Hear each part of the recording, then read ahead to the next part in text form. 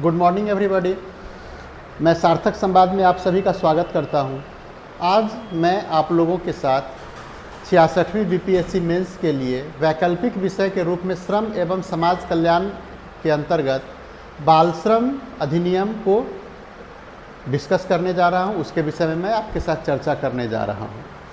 और अगर हम इसके परिचयात्मक पहलू को देखें तो देखेंगे कि बाल श्रम अधिनियम या बाल श्रम से जुड़ा हुआ प्रावधान हमारे संविधान के मौलिक अधिकार में अनुच्छेद 24 अर्थात आर्टिकल 24 के अंतर्गत रखा गया है, जहां पर सरकार को स्पष्ट रूप से यह कहा गया है कि वह 14 वर्ष से कम उम्र के बच्चों से काम लेने पर प्रतिबंध लगाएगी। इसी विषय को ध्यान में रखते हुए गुरुपद स्वामी समिति का गठन किया गया था, जिसकी सिफारिशों को ध्यान में रखकर बाल श्रम अधिनियम 1986 को पारित किया गया था। तो हमारे पास जो डिस्कस करने के लिए जो अधिनियम था वो अधिनियम था बाल श्रम निषेधात्मक एवं विनियमन अधिनियम 1986 अर्थात the child labour prohibition and regulation act 1986।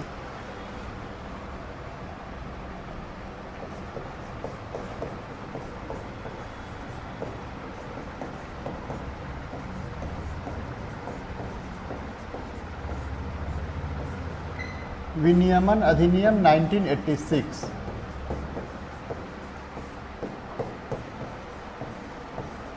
तो देखेंगे कि यह जो अधिनियम था कुछ जगह पर विनियमात्मक था, कुछ जगह पर प्रतिषेधात्मक था। कहीं पर यह प्रोहिबिटेड कर रहा था बाल श्रम को और कहीं पर यह उसका विनियमन कर रहा था, उसके रेगुलराइजेशन का काम किया जा रहा था। अगर हम देखेंगे तो यहाँ पर 18 ऑक्यूपेशंस रखे गए थे। उस 18 ऑक्यूपेशंस में बाल श्रमिकों के नियोजन को पूर्णतः प्रतिबंधित किया गया था, जबकि बाकी के प्रक्रियाओं में उनके नियोजन को रेगुलराइज करने की कोशिश की गई थी, विनियमन करने की कोशिश की गई थी कि किन किन परिस्थितियों में वो काम करेंगे। लेकिन 2016 में यहाँ संशोधन किया गया। 2016 में एक अमेंडमेंट लाया गया और इस अमेंडमेंट के द्वारा इसके मूल फीचर को ही बदल दिया गया।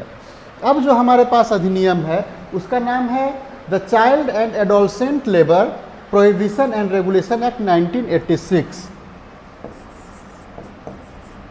बालक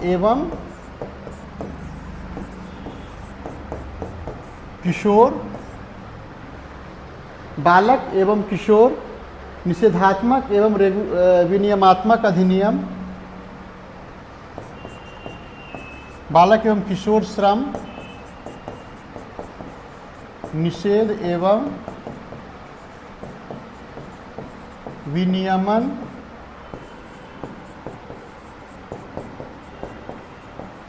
अधिनियम 1986। और यह जो अधिनियम है, यह जो अमेंडमेंट है, यह जो संशोधन है वह 1/9/2016 से प्रभावी है। तो आज 5 साल इसके लगभग गुजरने वाले हैं और 5 साल से यह अधिनियम प्रभावी है। तो हम जो चर्चा करेंगे वो हमारे चर्चा का जो विषय होगा वो बालक एवं किशोर श्रम प्रतिषेध एवं विनियमन अधिनियम 1986 होगा। अब इस चर्चा के दौरान हम पुराने अधिनियम में कौन कौन सी बातें थी और उन बातों को कैसे यहाँ तब्दील किया गया है, इसको ध्यान में रखते हुए इस पूरे अधिनियम की चर्चा करेंगे। तो हम सबसे पहले अगर देखें अगर हम देखें तो हम पहले इसके नाम से ही जाएंगे। तो सबसे पहला नाम के दृष्टि से अगर हम देखते हैं, नाम के पहलू के तहत अगर हम देखते हैं तो सबसे पहले हमको देखने को मिलता है कि पहले जो अधिनियम था उसका नाम था बाल श्रम निषेध एवं विनियमन अधिनियम 1986। अब इसका नाम जो है वो बालक एवं किशोर निषेध एवं विनियमन बालक एवं किशोर श्रम निषेध एवं विनियमन अधिनियम 1986 है। तो स्पष्ट रूप से हमको दिखता है कि यहाँ पर बालक और किशोर दो वर्ग में बांटा गया है। एक के काम को पूरी तरह से रोका गया है और एक के काम को विनियमित करने की कोशिश की गई है। अब अगर हम इसके ऑब्जेक्ट्स को देखें, इस अधिनियम का उद्देश्य क्या था, इस अधिनियम को लाने के पीछे सरकार का उद्देश्य क्या था, तो सबसे पहला जो अधिनियम था, जो 1986 का अधिनियम था, उसका उद्देश्य था कुछ मामलों में बालकों के श्रम का निषेध, कुछ मामलों में बालकों के श्रम का विनियमन।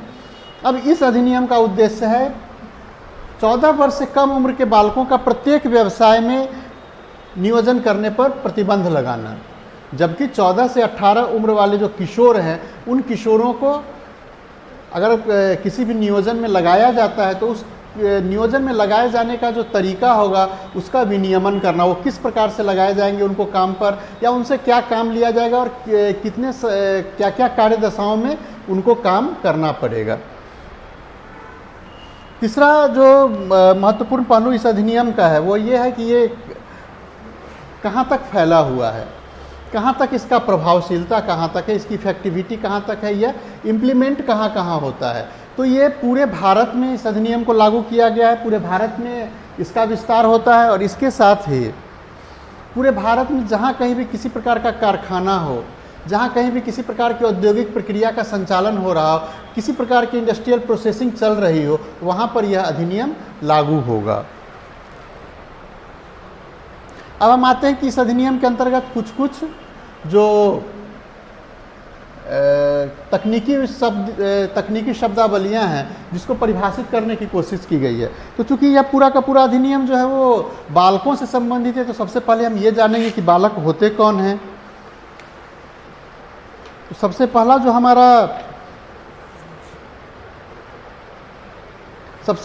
हमारा शब्द हमारे सामने जो उभर के आता है वो है बालक। चाइल्ड किसको कहेंगे? तो इस अधिनियम में चाइल्ड को परिभाषित करते हुए कहा गया है कोई भी व्यक्ति जिसकी 14 वर्ष से कम उम्र हो, जो 14 वर्ष की उम्र तक नहीं पहुंचा हो, उसको बालक कहेंगे। इसके साथ एक चीज़ और जोड़ा गया है यहाँ पर, वह वर्ड यह जोड़ा गया है कि राइट टू एजुकेशन के अंतर्गत, राइट टू एजुकेशन अधिनियम के अंतर्गत अर्थात शिक्षा का अधिकार अधिनियम के अंतर्गत जो बच्चों का उम्र निर्धारित किया जाएगा, इस दोनों में से जो भी ज़्यादा उम्र हो अर्थात 14 वर्ष या बच्चों के लिए जो शिक्षा के अधिकार अधिनियम के अंतर्गत जो उम्र निर्धारित किया गया, इस दोनों उम्र में जो ज़्यादा हो उन्हें भी बालक की श्रेणी में रखा जाएगा। अर्थात कि अगर शिक्षा के अधिकार अधिनियम में परिवर्तन करके किसी भी प्रकार से उम्र को वहाँ बढ़ाया जाता है तो वो भी बालक की श्रेणी में आ जाएंगे, उस उम्र तक के बच्चे बालक की श्रेणी में आएंगे। दूसरा जो महत्वपूर्ण डिफिनीशन है वो है किशोर का, एडोलसेंट। एडोलसेंट हम किसको कहेंगे? तो यहाँ पर डिफाइन किया गया है किशोर के संदर्भ में कि 14 वर्ष पूरा कर लिया हो वह व्यक्ति जिसने अपने उम्र का 14वां दहलीज पूरा कर लिया हो लेकिन 18वां दहलीज नहीं पार किया हो। अर्थात 14 वर्ष से लेके 18 वर्ष तक की आयु के जो लोग होंगे,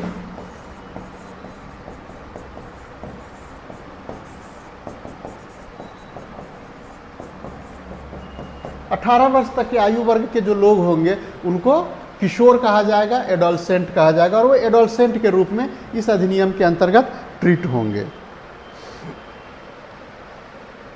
तीसरा महत्वपूर्ण डिफिनीशन जो है वो है एस्टेब्लिशमेंट का। स्थापन किसे कहा जाएगा? स्थापन के अंतर्गत क्या क्या चीज़ आएंगे, और इसको अगर हम ध्यान में रखें, इसके डिफिनीशन को अगर हम देखते हैं तो यहाँ पर इसका एक इंक्लूसिव डिफिनीशन दिया गया है, एक समावेशी डिफिनीशन दिया गया है, जिसमें ये बात कही गई कि कौन कौन से चीज़ स्थापन में इंक्लूड होंगे, कौन कौन से चीज़ स्थापन में समाविष्ट होंगे, कौन कौन से चीज़ स्थापन के अंतर्गत आएंगे। और इसको डिफाइन करते हुए कहा गया कि कोई भी दुकान, कोई भी वाणिज्यिक जो प्रतिष्ठान होता है वो, कोई भी workshop, farm, residential hotel, restaurant, eating house, theatre, ये सारे चीज़ एस्टेब्लिशमेंट के अंतर्गत आएंगे।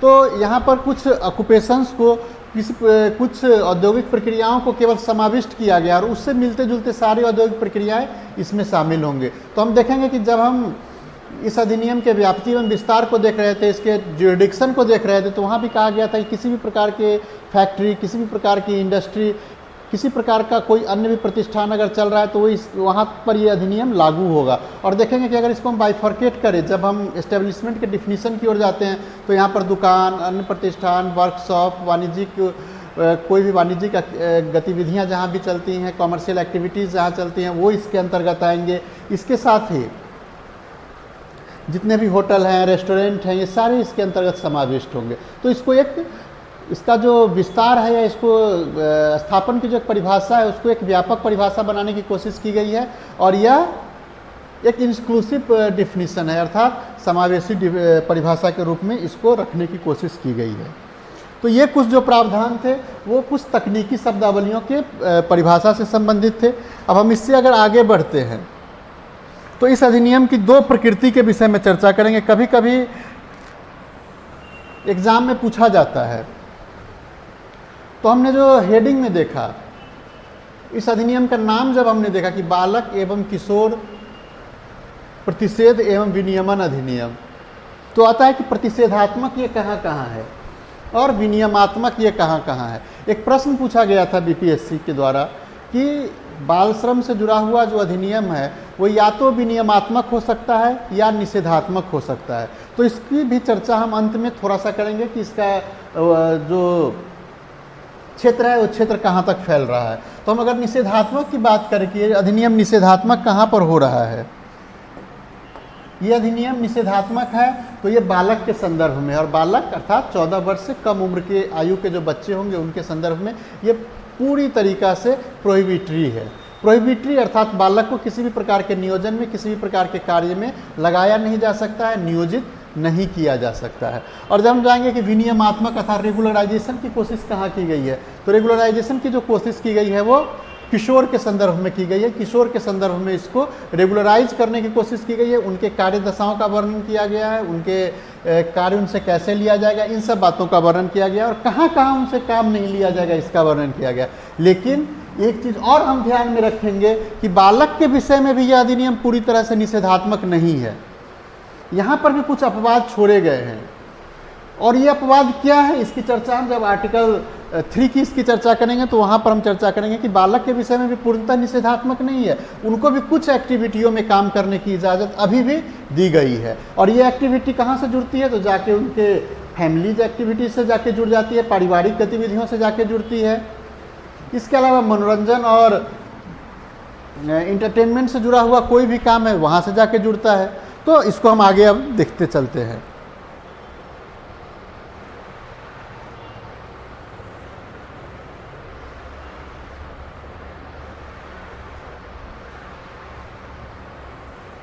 तो हम देखते हैं कि निषेधात्मक कहाँ है। अगर हम देखें कि ये निषेधात्मक प्रक्रिया का अगर वर्णन किया गया है तो निषेध का प्रावधान में क्या क्या इस अधिनियम के अंतर्गत लाया गया है। और इस प्रावधानों को अगर हम देखें तो इस अधिनियम के अनुच्छेद 3 में, धारा 3 में स्पष्ट रूप से यह प्रावधान रखा गया है, यह स्पष्ट रूप से कहा गया है कि कोई भी नियोजक किसी भी बालक को किसी भी प्रकार के व्यवसाय में, किसी भी प्रकार के प्रक्रिया में नियोजित नहीं करेगा, पहली बात। दूसरी बात, किसी भी बालक को अर्थात किसी भी 14 वर्ष की उम्र से कम उम्र के बच्चे को किसी भी प्रकार के काम में लगाया भी नहीं जाएगा, अर्थात वो काम करना भी चाहे तो भी उनको काम नहीं करने दिया जाएगा। तो पहला चीज़ कि लगाया नहीं जाएगा, और दूसरा चीज़ कि उनको काम करने की अनुमति नहीं दी जाएगी। पूर्णतः प्रतिबंध लगाया गया है। लेकिन जब हम अभी तुरंत चर्चा कर रहे थे कि यहाँ पर कुछ अपवाद भी मौजूद है, तो अगर हम उन अपवादों को देखें कि अपवाद के रूप में क्या प्रावधान यहाँ पे रखा गया, किन किन चीज़ों को यहाँ से छूट देने की कोशिश की गई है, तो इन अपवादों को अगर हम देखते हैं तो दो तरह के अपवाद यहाँ पर सामने आता है। अगर हम पहला अपवाद देखें तो वो पहला अपवाद यह है कि जो भी बच्चे विद्यालय की समयावधि को, विद्यालय के अपने समय को पूरा करने के पश्चात, कोई भी बच्चे अगर अपने विद्यालय के समय को पूरा करने के बाद अगर किसी प्रकार के पारिवारिक उद्यम में, अपने किसी पारिवारिक उद्यम में सहायता करते हैं, काम करते हैं, तो वहाँ पर उनको छूट दी गई है काम करने की, पहली बात।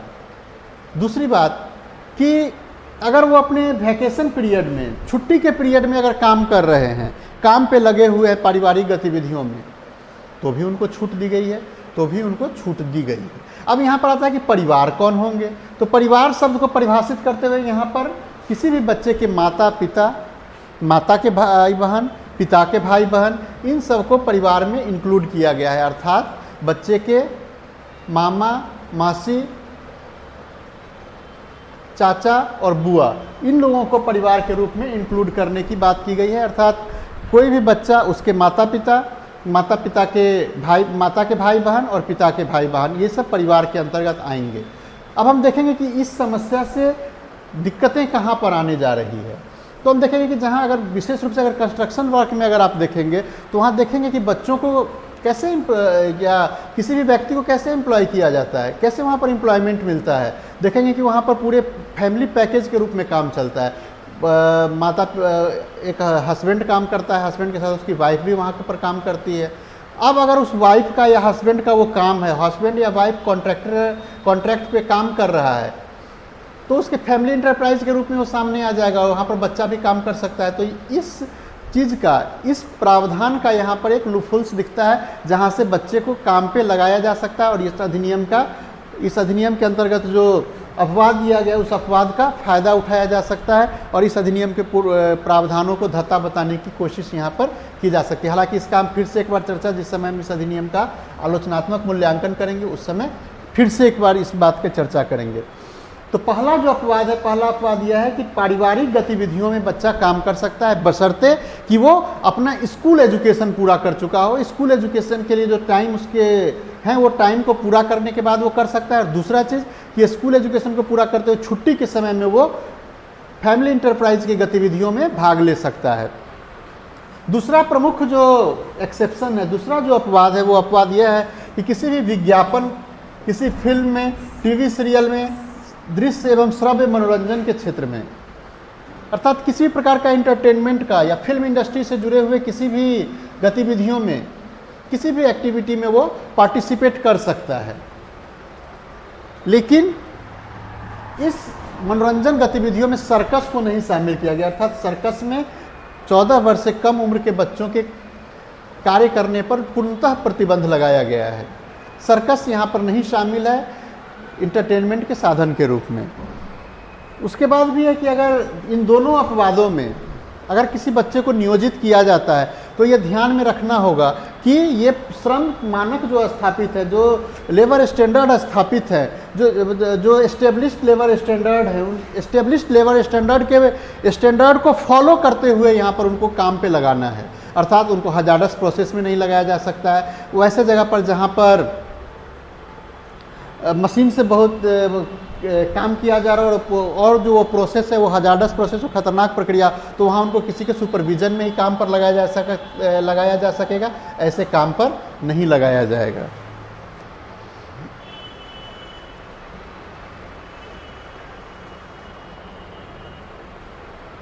और तीसरा जो प्रोविज़न ये रखा गया है कि किसी भी प्रकार का जो खतरनाक प्रक्रिया है, जो हजार्डस प्रोसेस है, उस हजार्डस प्रोसेस में किशोर को भी काम पर नहीं लगाया जाएगा। अर्थात प्रतिबंध अगर लगा हुआ है तो प्रतिबंध दो तरह से लगा हुआ है। एक बालक के संदर्भ में, अब हमने पूरा का पूरा जो अधिनियम देखा तो हम देखेंगे कि प्रतिबंध कहाँ कहाँ लगा है।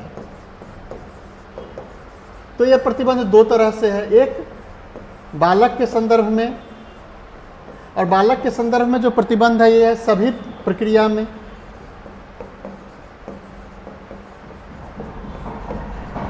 और दूसरा हम देखेंगे किशोर के संदर्भ में। और इस स्थिति में अगर हम देखेंगे तो किशोर के संदर्भ में कहां पर प्रतिबंध लगाया गया है, तो खतरनाक प्रक्रिया में।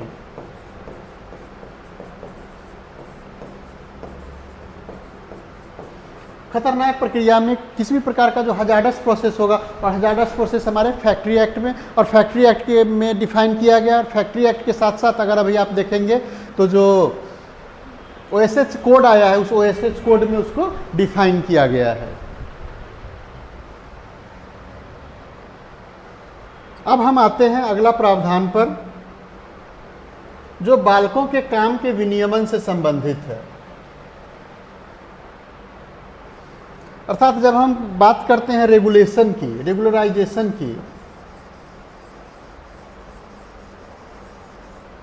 तो कहाँ कहाँ पर उसको रेगुलेट करने की कोशिश की गई है। हमने पहले देखा कि बालकों के काम को तो पूर्णतः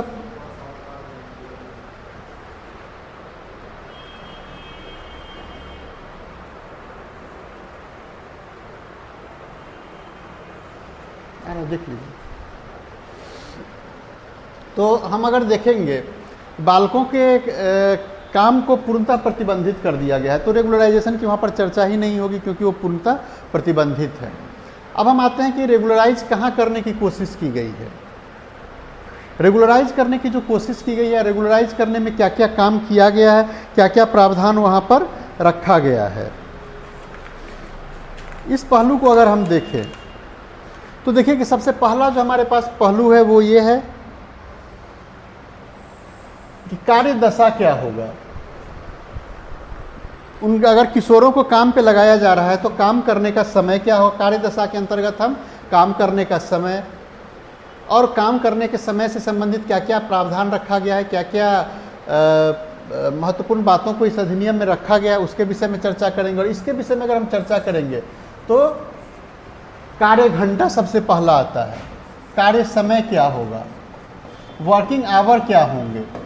और जब हम वर्किंग आवर की चर्चा करते हैं तो वर्किंग आवर में है कि एक एडोलसेंट लेबर को किसी भी औद्योगिक प्रतिष्ठान में 6 घंटा से ज़्यादा काम पर नहीं लगाया जा सकता है। Not employed for more than 6 hour in any industrial establishment, अर्थात किसी भी औद्योगिक प्रतिष्ठान में, किसी भी फैक्ट्री में, कहीं पर भी एडोलसेंट लेबर को, किशोर श्रमिक को 6 घंटा से ज़्यादा नहीं रखा जा सकता है। अर्थात उनका आने का समय, जाने का समय, विश्राम अंतराल, प्रतीक्षा की अवधि सब मिला के 6 घंटा से ज़्यादा समय वो अपने किसी भी एस्टेब्लिशमेंट में जहाँ भी वो काम करेंगे वहाँ नहीं बिताएंगे, पहला प्रावधान। दूसरी बात जो है वो ये है कि 3 घंटा कंटिन्यूअस वर्क उनसे नहीं लिया जा सकता है जब तक कि उनको 1 घंटा का, 3 घंटा से ज़्यादा कंटिन्यूअस वर्क नहीं लिया जाएगा। लगातार 3 घंटा से ज़्यादा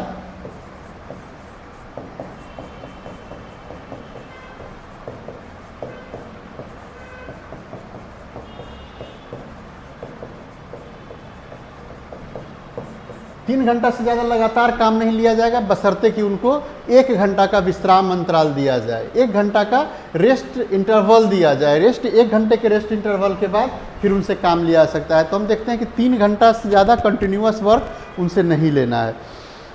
तीसरा जो प्रमुख बात वो ये है कि 7 PM से लेके 8 AM तक, अर्थात सायं 7 बजे से शाम 7 बजे से 7 o'clock इवनिंग से लेके 8 बजे सुबह तक, प्रातः 8 बजे तक उनको काम पे नहीं लगाया जाएगा। चौथा जो प्रमुख बात यहाँ पर है वो ये है कि इनसे ओवर टाइम नहीं लिया जाएगा। किसी भी बालक से, किसी भी किशोर से, अर्थात जो 14 वर्ष से 18 वर्ष उम्र तक के जो श्रमिक हैं उनसे ओवर टाइम का काम नहीं लिया जाएगा। तो हमने क्या क्या देखा कि 3 से 6 घंटा से ज़्यादा एस्टेब्लिशमेंट में नहीं रह सकते हैं। कुल अवधि जो होगा उनका एस्टेब्लिशमेंट में रहने का वो 6 घंटा होगा। इसके बाद 3 घंटा से ज़्यादा कंटिन्यूअस वर्क नहीं कर सकते हैं, जब वो तभी करेंगे जब 1 घंटे का कम से कम उनको विश्राम अंतराल मिले। तीसरा प्रावधान हमने देखा कि शाम में 7 बजे से लेकर सुबह 8 बजे तक उनसे काम नहीं लिया जाएगा। और चौथी जो बात देखी वो यह था कि उनसे ओवर टाइम नहीं लिया जाएगा, अतिकाल कार्य उनसे नहीं करवाया जाएगा। तो ये जो 4 प्रावधान हैं, इसके साथ 1-2 और प्रावधान रखे गए हैं। वो ये है कि किसी भी दिन वो अगर किसी और एस्टेब्लिशमेंट में काम कर रहा होगा, उस दिन दोबारा उनको किसी दूसरे एस्टेब्लिशमेंट में काम नहीं करने दिया जाएगा। मीन्स कि उनके स्वास्थ्य को, उनके सुरक्षा को ध्यान में रखते हुए इस प्रकार के प्रावधान को रखे गए हैं। अब आते हैं कि साप्ताहिक अवकाश। दूसरा जो महत्वपूर्ण विषय है कार्य दशा के अंतर्गत वह है साप्ताहिक अवकाश का समय। साप्ताहिक अवकाश का समय क्या होगा? तो प्रत्येक किशोर श्रमिकों को, प्रत्येक एडोलसेंट वर्कर को सप्ताह में 1 दिन का समय, जो 1 दिन जो है वो साप्ताहिक अवकाश का समय होगा। और साप्ताहिक अवकाश का जो भी समय होगा, प्रत्येक सप्ताह में 1 दिन, 1 डे जो है उनको साप्ताहिक हॉलीडे के रूप में दिया जाएगा, वीकली हॉलीडे के रूप में दिया जाएगा। और इसमें जो कोई भी तिथि या जो कोई भी दिन तय हो जाएगा, उस तय दिन में 3 महीना से ज़्यादा समय, 3 महीना के अंदर 1 बार से ज़्यादा फेरबदल नहीं किया जाएगा। तो जो भी तिथि तय हो जाएगी उस तिथि में 3 महीना के अंतर्गत एक बार से ज़्यादा परिवर्तन नहीं किया जाएगा। अब आता है अगला जो प्रोविज़न है, तीसरा प्रोविज़न, वो है निरीक्षक को सूचना। अर्थात किसी भी एस्टेब्लिशमेंट में अगर काम पर श्रमिकों को नियुक्त किया जाता है, एडोलसेंट श्रमिक को नियुक्त किया जाता है, तो उसके विषय में नियोजक जो है उसका यह ड्यूटी होगा, वो ड्यूटी बाउंड होगा कि वो उस क्षेत्र के जो इंस्पेक्टर हैं, जो निरीक्षक हैं, उनको इसके संदर्भ में सूचना दे, जिसमें एस्टेब्लिशमेंट का नाम पता होगा। एस्टेब्लिशमेंट में नाम पता होने के साथ साथ उस एस्टेब्लिशमेंट के जो प्रबंधन के लोग होंगे उनके विषय में सूचना देनी होगी। इसके साथ साथ उस एस्टेब्लिशमेंट में जो कार्यकलाप चल रहा है उस कार्यकलाप का नेचर क्या है, उस नेचर से संबंधित सूचना देनी होगी। फिर एडोलसेंट श्रमिकों के विषय में सूचना देनी होगी। तो इसके साथ ही एडोलसेंट श्रमिक से कौन कौन सा काम लिया जा रहा है इसके विषय में भी सूचना देनी होगी। तो इन सब चीज़ों की सूचना देना नियोजक का कर्तव्य है। ये नियोजक जो है वो ड्यूटी बाउंड है, उसको ये काम करना है और उसको ये सारी सूचनाएं नियोजक तक पहुंचानी है। इसके बाद हम आते हैं कि उम्र से संबंधित विवाद। अब आता है कि अगर किसी भी श्रमिक के उम्र से संबंधित अगर विवाद हो जाता है, किसी भी प्रकार का ऐसा विवाद होता है जो उसके उम्र से संबंधित है, अर्थात वो 18 साल तक का उम्र पार कर पा रहा है या नहीं कर पा रहा है, तो इस तरह का अगर विवाद है तो विवाद कैसे सुलझाया जाएगा। तो अगर इस प्रकार का जब कहीं विवाद उभरेगा तो यह विवाद निरीक्षक और ऑक्युपायर के बीच में उभरेगा। अर्थात इंस्पेक्टर और ऑक्युपायर मीन्स जो संयंत्र का अधिष्ठाता है और जो क्षेत्र के निरीक्षक है उनके बीच में ये विवाद उठेगा। और यह विवाद जो होगा वो इस अधिनियम के अंतर्गत जो प्रिस्क्राइब्ड मेडिकल ऑफिसर होंगे, जो विहित चिकित्सा पदाधिकारी होंगे, उस विहित चिकित्सा पदाधिकारी के द्वारा इस प्रकार के किसी भी विवाद का निपटारा किया जाएगा। अर्थात अगर उम्र से संबंधित विवाद है तो उस विवाद को रेफर किसको किया जाएगा, जो कोई प्रिस्क्राइब्ड मेडिकल ऑफिसर होंगे उस प्रिस्क्राइब्ड मेडिकल ऑफिसर को यह निर्देश दिया जाएगा और उन्हीं का विचार जो होगा वो सर्वमान्य होगा, इन दोनों पक्ष के द्वारा माना जाएगा। अगला जो प्रमुख बात है वह रजिस्टर का रखा जाना। रजिस्टर का रखा जाना अर्थात कोई भी श्रमिक, एडोलसेंट श्रमिक अगर काम करता है तो उनकी संख्या क्या है, उनका किस प्रकार के काम में उनको लगाया गया है, इसके साथ ही उनकी उम्र क्या है, उम्र से संबंधित बातें, और उनके अगर किसी टोली में लगाया गया है, किसी शिफ्ट में लगाया गया है तो उस शिफ्ट, उन टोलियों का सबका नाम वहाँ पर दर्ज होगा। अगला प्रावधान जो है वो है सूचना को प्रदर्शित करना। इससे संबंधित जो कुछ भी बातें होंगी, अर्थात अनुच्छेद, इस अधिनियम के अनुच्छेद 3 के अंतर्गत जो काम को प्रोहिबिटेड किया गया है उससे संबंधित सूचना, एवं 14 के अंतर्गत, इस अधिनियम के धारा 14 के अंतर्गत जो इस अधिनियम के प्रावधानों के उल्लंघन के लिए जो दंड की बातें की गई है उस दंड से संबंधित सूचना, इसको प्रत्येक औद्योगिक प्रतिष्ठान में एक ऐसे जगह पर जहां पर सभी लोग उसको पढ़ सके वहां तक इस सूचना को प्रदर्शित करने की आवश्यकता है। ये इस अधिनियम के अंतर्गत एम्प्लॉयर पर यह ड्यूटी लगा दिया गया है, एम्प्लॉयर पर यह कर्तव्य लगाया गया है कि उनको इस प्रकार की सूचना प्रदर्शित करनी है। इसके बाद जो अगला प्रावधान है वह है स्वास्थ्य एवं सुरक्षा से संबंधित प्रावधान।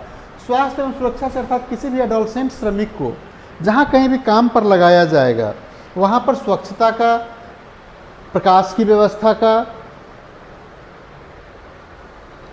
पेयजल का अर्थात ड्रिंकिंग वाटर का, फिर लैट्रिन, यूरेनल्स अर्थात शौचालय, मूत्रालय वगैरह की व्यवस्था करनी होगी। इसके साथ ही जितने भी मशीनरीज़ हैं, जहाँ पर जो खतरनाक मशीनरीज़ है उनके फेंसिंग की व्यवस्था करनी होगी। अर्थात स्वास्थ्य एवं सुरक्षा से संबंधित जो प्रावधान हम सामान्य श्रमिकों के लिए फैक्ट्री एक्ट के अंतर्गत, कारखाना अधिनियम के अंतर्गत देखते हैं, उस सारे प्रावधान को यहाँ पर रिपीट किया गया। इसके साथ ही कि एडोलसेंट लेबर अगर कहीं काम करते हैं तो वहाँ पर उनको, अगर किसी ऑटोमेटिक मशीन पे काम करते हैं, स्वचालित मशीनों पे काम करते हैं, तो वहाँ पर उनको किसी न किसी के सुपरविज़न में काम करना होगा। डायरेक्ट उन्हीं को काम पे नहीं लगा दिया जाएगा। उनको प्रत्येक ऐसा कोई भी कार्य जहाँ पर उनको किसी के सुपरविज़न में काम करना है तो उनको उस व्यक्ति के सुपरविज़न में ही काम करना होगा। तो ये जो कुछ प्रावधान हैं, ये प्रावधान किशोर श्रमिकों के विनियोजन से संबंधित है, किशोर श्रमिकों को विनियोजित किया जाएगा, तो इन सब निर्देशों का पालन करना एम्प्लॉयर के लिए अर्थात नियोजक के लिए आवश्यक होगा। अब हम आते हैं कि इस अधिनियम के अगर इन प्रावधानों का उल्लंघन किया जाता है, इन अधिनियम के प्रावधानों का अगर उल्लंघन किया जाता है, तब दंड की क्या व्यवस्था की गई है, तब उनके लिए किस प्रकार के दंड की व्यवस्था की गई है, इसकी भी हम थोड़ी सी चर्चा करेंगे।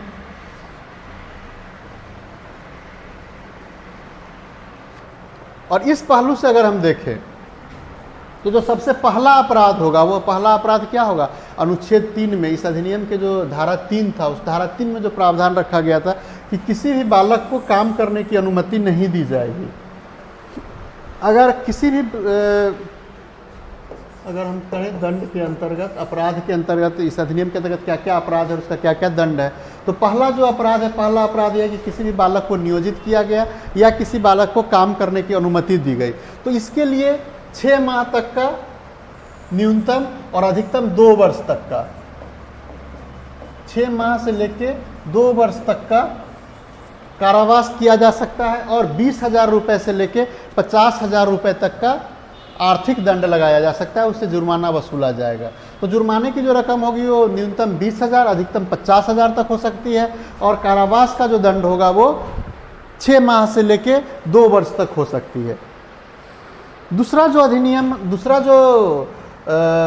दंड है, वो दंड है कि किसी भी किशोर को अगर खतरनाक प्रक्रिया में नियोजित किया जाता है, किसी भी किशोर श्रमिक को, किसी भी एडोलसेंट वर्कर को अगर if any adolescent worker is employed in any industrial establishment, then the employer would be punished with the imprisonment which may be for 6 months और it may be increase to 2 years, अर्थात 6 महीना से लेकर 2 वर्ष तक के कारावास की सज़ा यहाँ पर दी जा सकती है। और अगर हम आर्थिक दंड की बात करें, इकोनॉमिक मॉनेटरी पेनाल्टी की बात करें, तो वो 20,000 से शुरू होकर 50,000 तक चला जाएगा। जो प्रावधान वहाँ पर है वही प्रावधान यहाँ पर भी रखा गया है। अब अगर इस प्रकार का अगला जो प्रोविज़न है वो यह कि अगर कोई भी नियोजक इसी प्रकार के अपराध को बराबर दोहरा रहा है, तो वैसी परिस्थिति में 1 वर्ष से लेकर 3 वर्ष तक का कारावास दिया जाएगा। अगर इस अधिनियम के प्रावधानों को क्या उल्लंघन को अगर वो रिपीट कर रहा है, तब वहाँ सज़ा जो है वो 1 वर्ष से लेकर 3 वर्ष तक की सज़ा उसको दी जाएगी। अब आता है कि फिर एक जो नया प्रावधान इस अधिनियम में जोड़ा गया है सज़ा के रूप में, वो यह है कि बच्चे के माता पिता को, बालक एवं किशोर श्रमिक के जो माता पिता हैं, उन माता पिता से भी 1,000 रुपये तक का दंड लिया जाएगा, 1,000 रुपये तक का दंड वसूला जाएगा। और यह दंड उसी परिस्थिति में नहीं वसूला जाएगा जब पहली बार अगर कोई बाल श्रमिक पकड़ाया है, तो वैसी परिस्थिति में यह दंड नहीं वसूला जाएगा। और दूसरा, ये अगर माता पिता यह साबित कर दे कि उसको काम करने में इनकी कोई अनुमति नहीं थी, इनकी किसी प्रकार की कोई मिली भगत नहीं थी, तो वैसी परिस्थिति में वो सज़ा से बच सकते हैं। इसके साथ ही इस पूरे के पूरे अपराध को कॉग्निजेबल ऑफेंस बनाया गया है, संज्ञेय अपराध बनाया गया है। बाल श्रम को संज्ञेय अपराध बनाया गया है, अर्थात कोई भी पुलिस ऑफिसर केवल FIR होने पर ही, सूचना मिलने पर ही यहाँ पर एक्टिव हो जाएगा। और ये जो अपराध हमने देखा जिसके लिए दंड की व्यवस्था की गई है, कॉग्निजेबल ऑफेंस है। कॉग्निजेबल ऑफेंस है अर्थात जैसे ही सूचना मिलेगी वैसे ही आपराधिक प्रक्रिया शुरू हो जाएगी। इसके अलावा अगर हम देखें तो इस अधिनियम का अभी तक हमने देखा कि जो रेगुलर विनियमात्मक प्रोविज़न था या निषेधात्मक प्रोविज़न था, इस अधिनियम में जो नया संशोधन किया गया, इस संशोधन में एक नए चीज़ को यहाँ पर जोड़ा गया जो कि रिहैबिलिटेशन से जाके जुड़ता है, जो कि रिहैबिलिटेटरी प्रोविज़न है। और इसके अंतर्गत इस अधिनियम में अगर हम देखें तो कुछ कल्याणकारी उपबंध को भी रखा गया है। मीन्स बालक एवं किशोर श्रमिक पुनर्वास कोष की स्थापना की गई है, अर्थात child and adolescent labour rehabilitation fund की व्यवस्था की गई है, जो कि उनके रिहैबिलिटेशन से जाके जुड़ता है, जो उनके पुनर्वास से जाके जुड़ता है। अर्थात जो श्रमिक यहाँ पर पकड़े गए हैं, जो बाल श्रमिक पकड़े गए हैं, उनके इकोनॉमिक डेवलपमेंट के लिए, उनके शैक्षिक डेवलपमेंट के लिए यहाँ पर एक कोष की व्यवस्था की गई है, जिसका इंचार्ज जिला कलेक्टर होगा, जिला का डिस्ट्रिक्ट मैजिस्ट्रेट होगा। और उसके अंतर्गत जितने भी श्रमिक पकड़ाएंगे, जितने भी बाल श्रम पकड़े जाएंगे उनके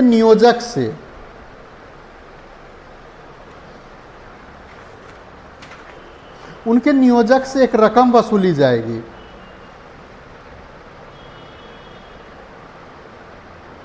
और यह रकम 20,000 रुपये तक की रकम होगी। 20,000 नहीं, 15,000 रुपये तक की रकम होगी। और इस रकम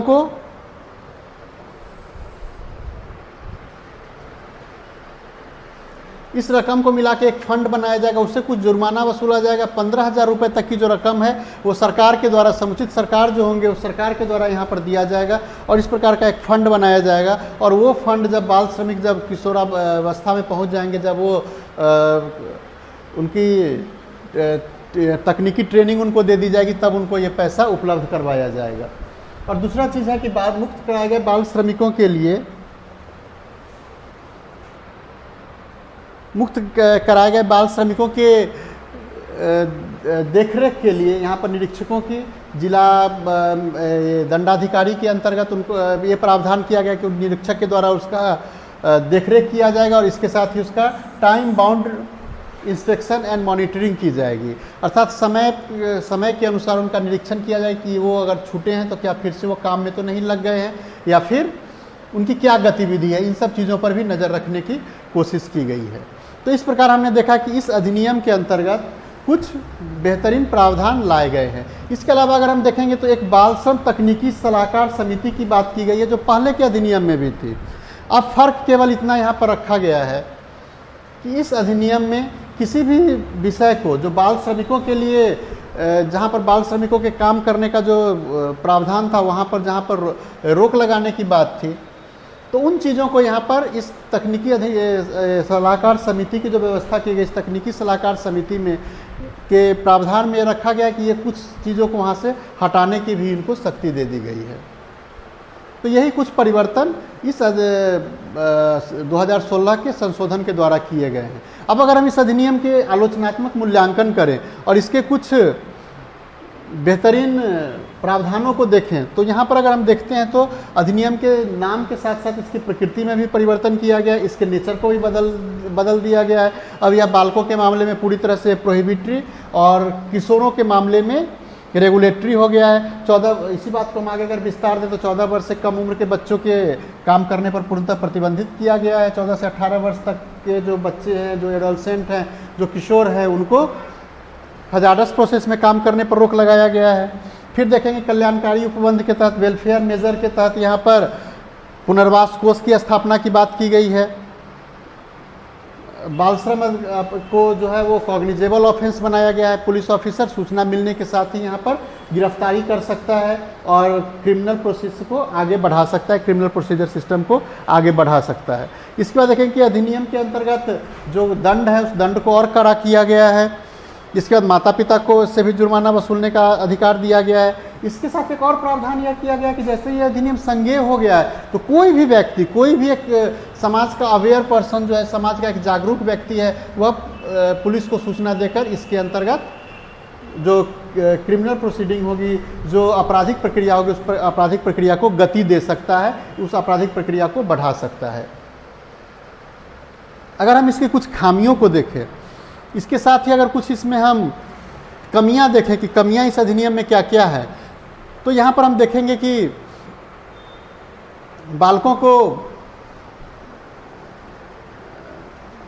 के नियोजन को पूर्णतः प्रतिबंधित किया गया है, लेकिन पारिवारिक गतिविधियों में काम करने को उनको अलाउ कर दिया गया है। पारिवारिक गतिविधियों में वो काम कर सकते हैं। और हम देखेंगे कि हमारे यहाँ जो ट्रैफिकिंग की प्रकृति है वो कहीं ना कहीं इससे जाके जुड़ जाती है। और ट्रैफिकिंग चूँकि माता पिता या उसके किसी सगे संबंधी के द्वारा ही बच्चों का किया जाता है, तो वैसे परिस्थिति में ह्यूमन ट्रैफिकिंग के बढ़ने की संभावना बढ़ेंगी। यहाँ पर इस प्रावधान का वहाँ पर गलत तरीक़ा से इस्तेमाल किया जा सकता है। दूसरा चीज़ अगर हम देखेंगे कि जो प्रक्रियाओं को किशोरों के लिए हजारस प्रोसेस रखा गया है, वो हजारस प्रोसेस हूबहू वही है जो कारखाना अधिनियम में एडल्ट वर्कर्स के लिए हजारस प्रोसेस रखा गया। अर्थात जो हजारस प्रोसेस, जो खतरनाक प्रक्रिया वयस्क श्रमिकों के लिए थी, उसी चीज़ को यहाँ पर कॉपी करके रखा गया है। उसी प्रक्रिया को, खतरनाक प्रक्रिया को किशोरों के लिए रखा गया है। तो फिर जो आयु का डिफरेंस है था 14 वर्ष या 18 वर्ष वाले में और वयस्क श्रमिकों के बीच कोई अंतर ही नहीं रहेगा, तो इसको भी हम एक कमी के रूप में देख सकते हैं। तीसरा चीज़ है कि किशोरों के लिए जिस प्रकार के हजार्डस प्रोसेस की बात की गई है, वो हजार्डस प्रोसेस जो है वो केवल संगठित क्षेत्र में ही चल रहा है, जो केवल फॉर्मल सेक्शन में ही जो है उन्हीं को यहाँ पर तवज्जो दी गई है। इसके अलावा इनफॉर्मल सेक्टर में जो खतरनाक प्रक्रिया है वो पूरी तरह से अछूता है, और वहाँ पर उनको अगर किसी एडोलसेंट श्रमिक से काम लिया जाता है तो वहाँ उसके रोकने के लिए किसी प्रकार का यहाँ पर प्रावधान नहीं रखा गया है। इसके बाद है कि बाल श्रम जो है यह एक सामाजिक और आर्थिक समस्या है। यह केवल कानूनी समस्या या लॉ एंड ऑर्डर की समस्या नहीं है, तो एक सामाजिक आर्थिक पहलू भी इसके जुड़ते हैं जाके। हाँ, यहाँ पर प्रयास किया गया है, कल्याणकारी उपबंध के तहत बाल श्रम निषेध रिहैबिलिटेशन फंड की व्यवस्था की गई है, लेकिन इसके सामाजिक आर्थिक पहलू को अभी भी ओवरलुक किया जा रहा है और इसकी भी ज़रूरत है, उसको भी हम ध्यान में रखें। फिर है कि अगर कुछ अपराध जो इसके हैं, इस अधिनियम के अन्य प्रावधानों का उल्लंघन का जो अपराध है, उस अपराध को कंपाउंडेबल बनाया गया है, हालांकि इससे कोई बहुत ज़्यादा फर्क नहीं पड़ता है। और आता है कि अगर एक बहुत कड़ा अधिनियम बनाया गया है लेकिन इसके क्रियान्वयन में अभी भी आप देखेंगे तो शिथिलता देखने को मिलेगी। आपको अगर अपने शहरों से गुजरते हैं तो प्रत्येक पुलिस चेक पोस्ट पर बच्चों के लिए एक हेल्पलाइन नंबर लिखा हुआ मिलेगा 1098 का, और आपसे अनुरोध किया जा रहा होगा वहाँ पर कि आप बच्चों के लिए, कहीं भी बच्चे के बाल श्रमिक को देखते हैं तो आप वहाँ पर फ़ोन कर सकते हैं, आप वहाँ पर पुलिस को सूचना दे सकते हैं। लेकिन फिर भी आपको हर जगह पर छोटे छोटे छोटू दिख जाएंगे, चाहे वो छोटे छोटे दुकानों पर हो, चाहे चाय के दुकान पर हो, वो दिख जाएंगे आपको और वो काम करते दिख जाएंगे। तो ज़रूरत क्या है कि इसके इफ़ेक्टिव इम्प्लीमेंटेशन की ज़रूरत है। तो ये कुछ बातें हैं जो इस अधिनियम में या इस अधिनियम में जो संशोधन किए गए उस संशोधन की खामियों को उजागर करते हैं। तो इस प्रकार मैं पूरा का पूरा बाल श्रम अधिनियम से संबंधित चर्चा को समाप्त करता हूं।